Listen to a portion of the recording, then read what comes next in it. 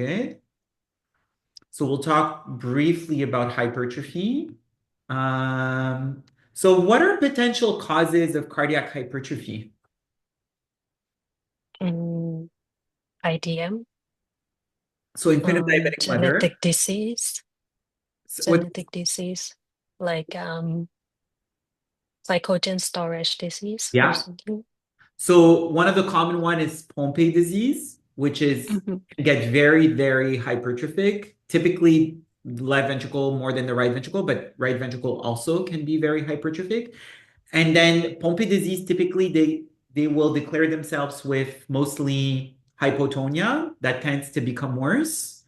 And typically their hypertrophy comes kind of more obvious at the age of like 1 to 3 months. So it's very rare we'll see them in the neonatal period, actually. It's often kids who will be picked up by, their family history or because there's a metabolic profiling that's been done on the patient or because they declare themselves by arriving um, much later in life, like at 2, 3 months, with already significant hypertrophy. So it's rare we'll see them in the NICU actually with hypertrophic cardiomyopathy, but there are other so yes, you always search for that when you have glycogen storage diseases for sure.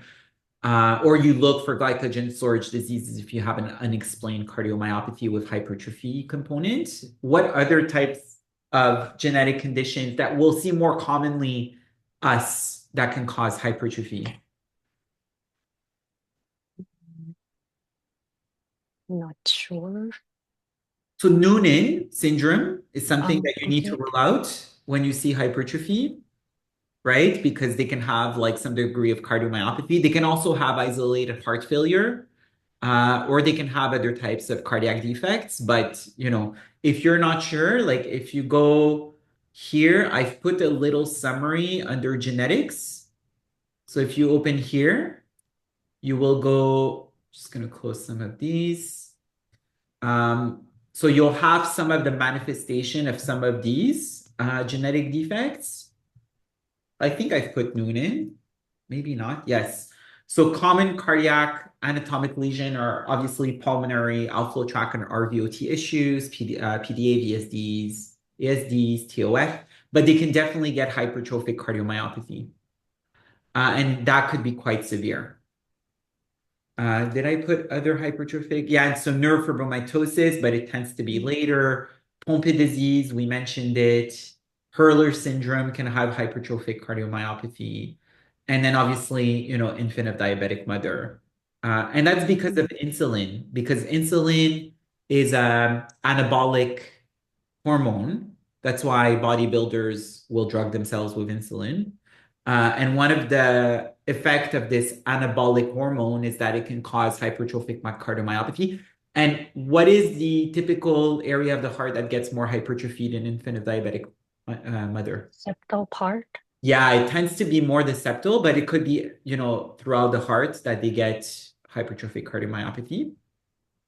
Can you explain why it's more the septum It's than a the very good ventral? question. I'm not sure actually.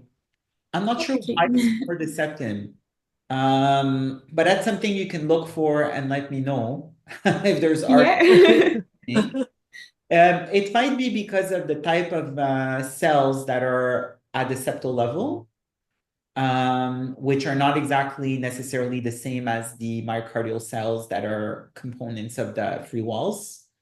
But I'm not 100% sure why particularly the septum is more affected. It might be also related to how the coronary perfusion is happening, or the way that there's excitation of the septum compared to excitation of the free wall and consumption of like glucose and insulin and things like that. So that is a very good question, but I'm not 100% sure why exactly.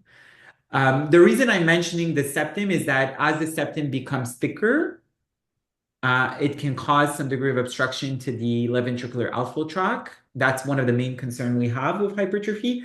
Versus, a patient who's on high dose steroids will tend to be concentric hypertrophy, and they Mhm. also get often papillary muscle hypertrophy in patients with steroid exposure, neonatal steroid exposure. Now, one of my question And obviously that's what we're looking for, right? There's like signs of LV outflow tract obstruction.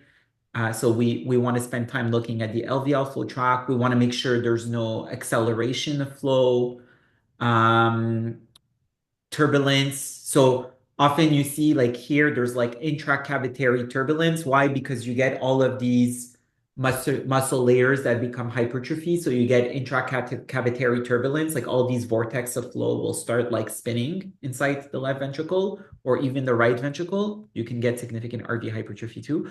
So, and then you can start having also mitral insufficiency because the pressure rises and you have some component of LVOT obstruction. So blood flow is not able to eject by the outflow tract. So because the pressure inside the heart becomes very, very high, it can cause a bit of avulsion of the mitral valve. So you can get mitral insufficiency because of that.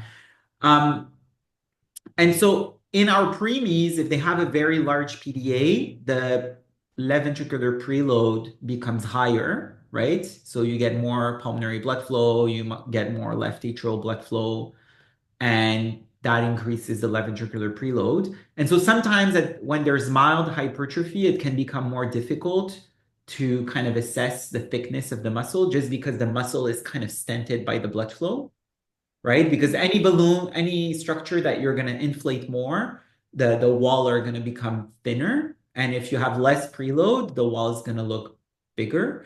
So other things that can cause cardiomyopathy or hypertrophic cardiomyopathy, like you have to think of twin-twin transfusion syndrome. They can have loading conditions that have made the left heart become more hypertrophied or more dilated, especially the receiver will be more dilated. Situation where you have, so severe can look like this. So you see here, you barely have any passage. So that's like very severe cardiomyopathy or hypertrophic cardiomyopathy. There are other elements that can cause hypertrophy of the muscle. You have to think of situation where you get obstruction, like a blockage, like aortic stenosis, coarctation, subaortic membranes. And then you can have hypertrophy because you're exposing the muscle to high pressures. So think of RV hypertrophy.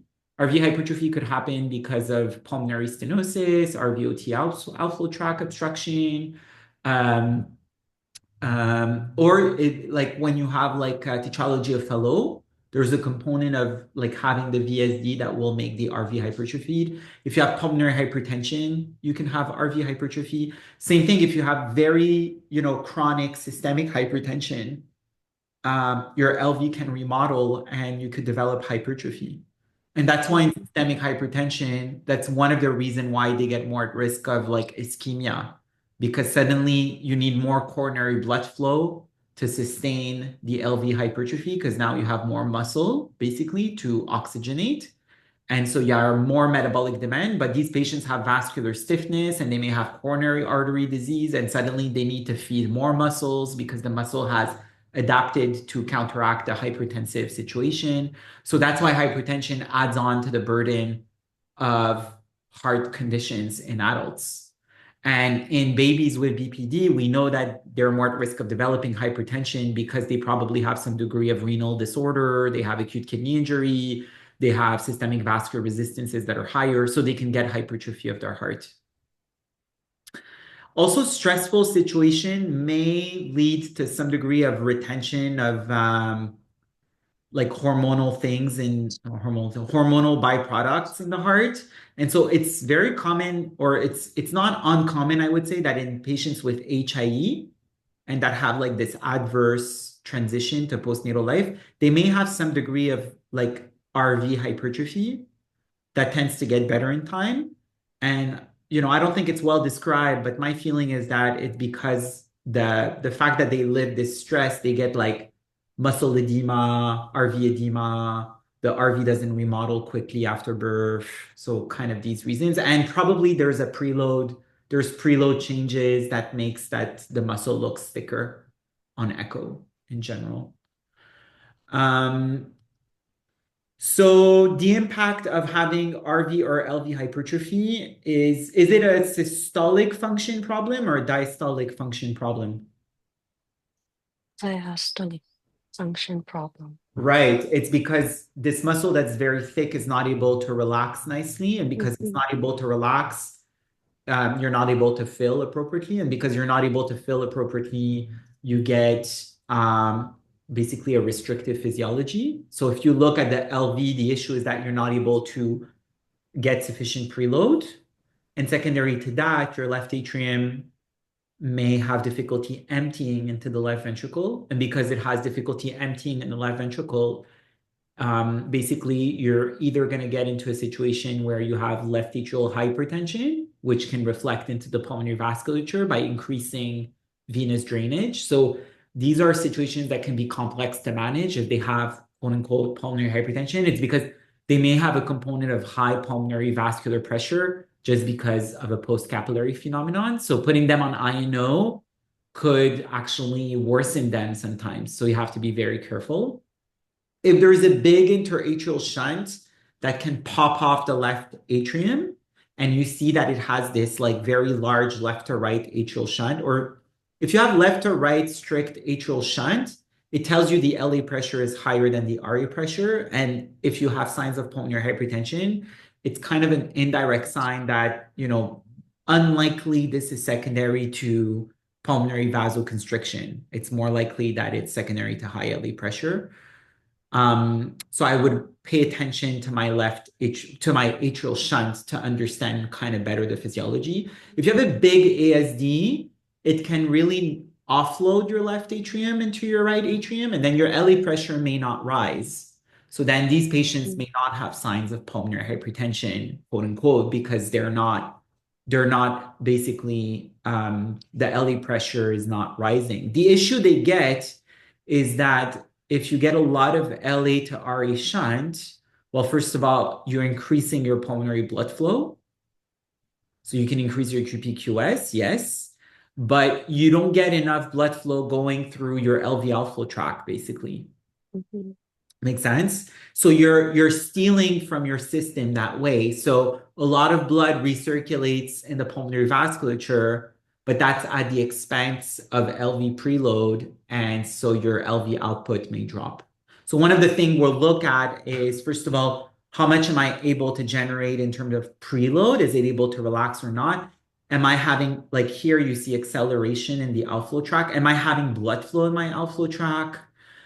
So these are definitely things you want to pay attention to when you have these patients with severe hypertrophy. So we'll look at intracavitary gradients. So we'll look at inside the cavity. Is there like, gradient velocities? And then if you have a duct, the duct can inform you on some information. So if you have a right to left PDA, it could also be because you don't have that much output. So you have to be careful. Is it pulmonary hypertension, or is it that I have bad output into my systemic vasculature because my LV is hypertrophied and it's not able to relax and get enough preload to eventually eject? And so these patients, it becomes like a cycle where they may become very tachycardic.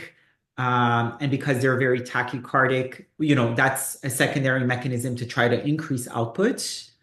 But in a patient who's hypertrophic, if you're increasing the heart rate, what's happening to your filling time? It's going to be shorter. It's going to be shorter, so it's dropping. Yeah. It's going to make it worse. So these are patients that are very sensitive to two things: preload and heart rate.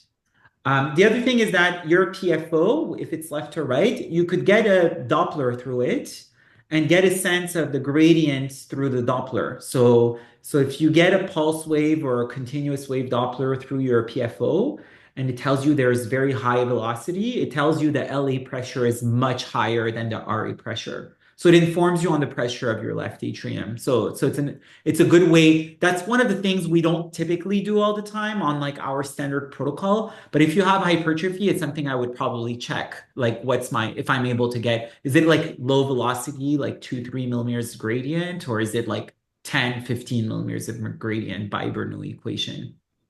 So when you have hypertrophy, you want to look at obviously your cardiac contraction because some of these patients may be asphyxiated, as I mentioned.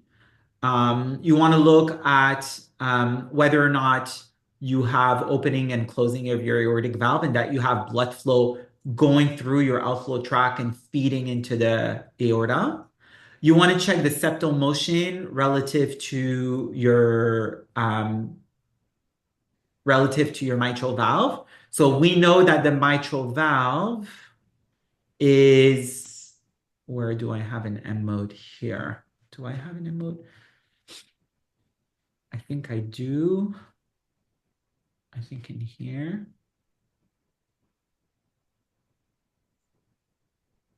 Yeah, so relative to the M mode, we know that in systole, the outflow tract, the apex to outflow tract area is supposed to be like a nice corridor that's well open because blood flow is swirling, right? If I go to the apical view, in a normal situation, if you look at like your 5-chamber view, you're going to have like nice swirling of flow. So you have the LA, blood flow is red because it's entering the cavity. And then boom, you can see kind of almost the vortex entering your aorta. So you get this kind of swirling path and the corridor is nicely open. There's nothing in between blocking the way of blood flow going into the outflow tract. It's nicely open. And you can see it in the parasternal long axis view also. So blood flow originates below the valve, goes through the valve, and enters your aorta. That's like the normal way. Now, patients who start having hypertrophy, this corridor may become narrowed by secondary effect where the mitral valve is actually pulled or drawn towards the septum. We call this systolic anterior motion of the mitral valve. It is something that's mostly seen in adult world with the hypertrophic cardiomyopathies, but it's been seen in babies or kids who have like infant diabetic mother, and that can add to the risk of outflow tract obstruction because what happens is that in systole, typically, so if you put an M mode, you see the anterior leaflet of the mitral valve. So you have in diastole the E wave and then the A wave. So early filling phase, you get mitral opening and then you get another mitral opening during the atrial contraction. So early filling, atrial contraction, and then typically you close your mitral valve and your mitral valve stays closed during systole and advances a bit into the cavity as the LV contracts. Okay? This mitral valve leaflet is not supposed to come and touch the septum. This is the septum. You can see it's very thick. Here it's actually touching when the aortic valve is open. So in systole, the aortic valve opens. If you're able to generate enough pressure in your LV to go through your aortic valve and go beyond the diastolic blood pressure in the aorta, you're going to open your aortic valve. And so in some patients that have some degree of obstruction, you may have like systolic anterior motion of mitral valve, which be a component of why they could obstruct their outflow tract. We can see some degree. You see like your aortic valve is open here and your mitral valve is starting to get near your septum. So you have some degree. It's not a full SAM, but it's some degree of systolic anterior motion. And often what you get a lot of thickness of your muscle and you get this aliasing in the cavity, which is a sign that there's like some degree of turbulence. The other thing we can measure is we can do a CW through the cavity and then see what are in systole the intracavitary gradient. Or if you get MR, you can do a CW of the MR, of the mitral insufficiency jet. And let's say you get an MR of 120, but your systolic blood pressure is 50. Well, you know that your LV was able to generate a systolic blood pressure of 50, but your MR is 150. So the LV generated the equal to 100 millimeters of mercury more to be able to eject through this outflow tract obstruction. basically. Does that make sense? So often we'll try, if there is MR, we'll try to get the MR to see the degree of how much pressure there is inside the LV. Because if your LV and your aorta are in contiguity and the aortic valve is open, the two pressures should equalize. So whatever you get in your aorta, like 120 millimeters of mercury, should be 120 millimeters of mercury in your LV cavity. And so if you had an MR, you should get 120 millimeters of mercury of LV to LA or something like near that, like 110. Let's say your LV pressure is 5 to 10. Okay. So you should have a CW, a bit like the TR, right? So your pressure through measurement or your estimate via the Bernoulli equation of an MR should be similar to your aortic pressure. If you have a big discrepancy, your MR is 150 and you have 50 of aortic pressure, it tells you that there's an obstruction of about 100 millimeters of mercury somewhere inside the LV secondary to the hypertrophy. So these are things you would look at. You would look at obviously the systolic function as well. You would do outputs to estimate your output at the level of your outflow tract.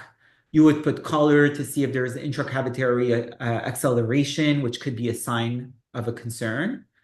So here we see that there's a bit of MR, we see there's a bit of acceleration, but we see there's blood flow going inside the LV cavity. So yeah, so these are kind of like the signs you will look for on echo. And then the question is like, what do you do with that? Right? And so that depends really on the clinical situation. You have a nice summary here. I'm not going to get into the Doppler, but there's also like, I mentioned that if you have high LA pressure, for example, you have a very tiny PFO or no PFO, then your LA pressure starts rising, then your pulmonary venous flow can change as well. You're going to get more of that atrial reversal. So during the atrial contraction, you get more blood flow you spend more time with blood flow going backwards inside the pulmonary vein. This is what this Doppler is, this blood flow, the A wave here. So you get pulmonary venous S wave, diastolic wave, and then you can get some reversal of flow. So we measure the duration.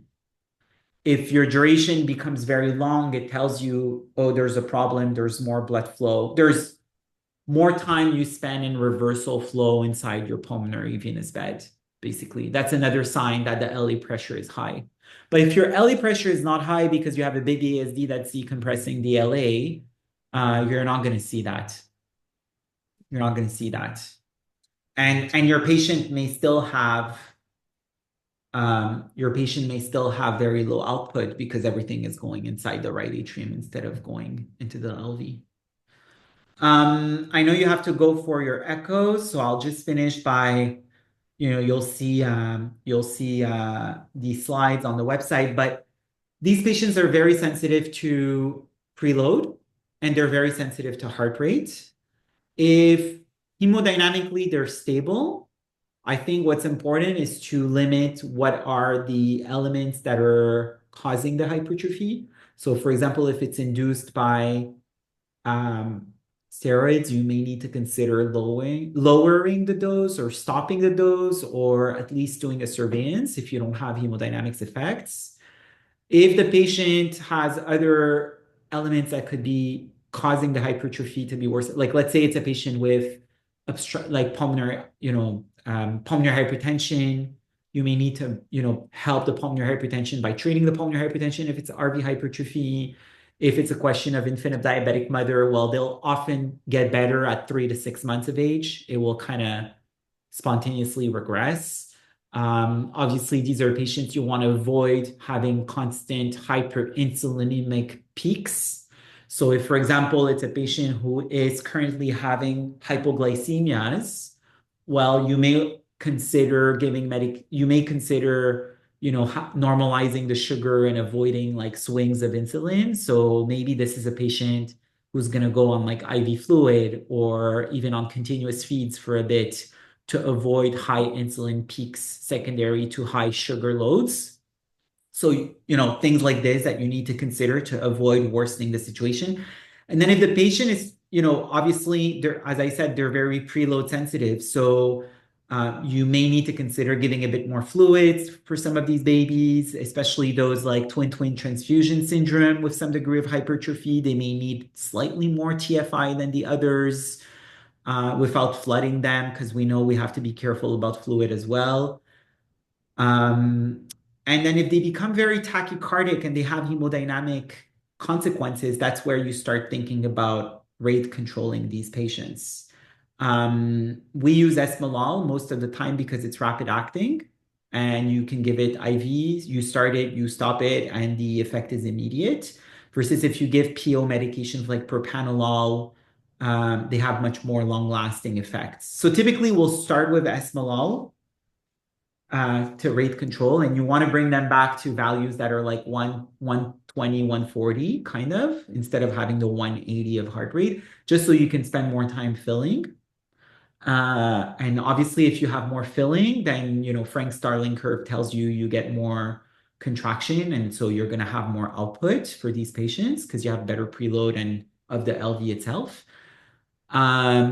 So avoiding anything that can cause tachycardia. So if this patient is very agitated, you may want to decrease metabolic demand and heart rate. So these are patients you want to maybe, sometimes they'll get intubated because they're so sick.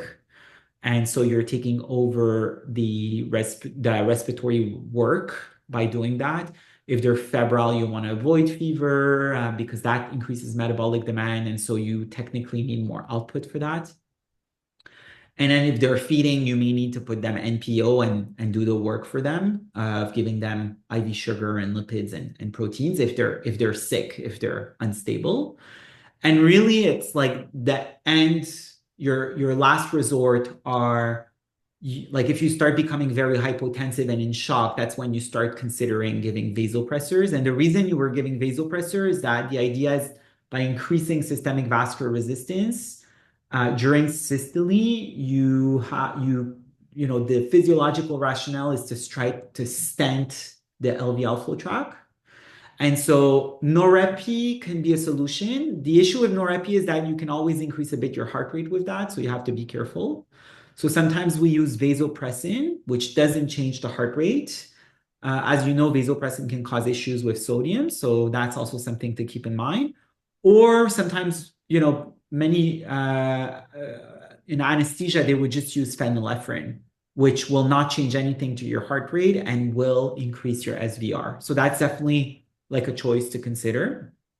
And then if you're desperate and these are not working, if the baby's a relatively fresh newborn, you can consider reopening the duct.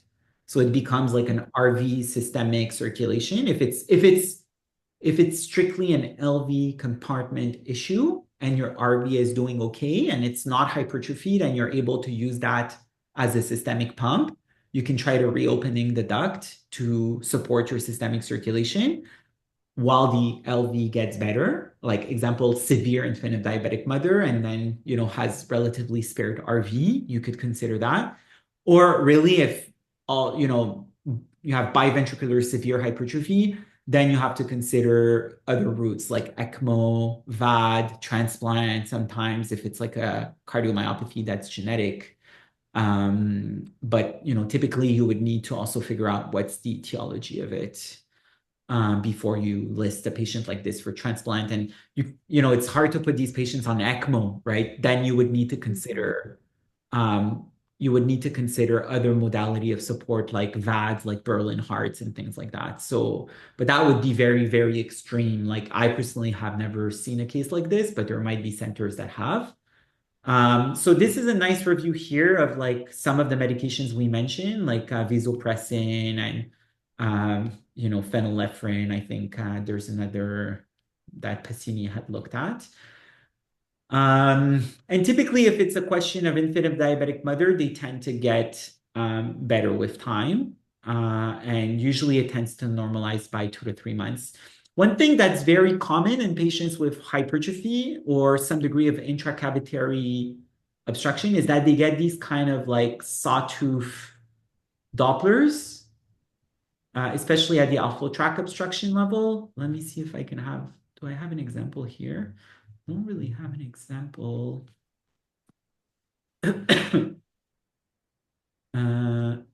it looks like this, kind of boom, boom.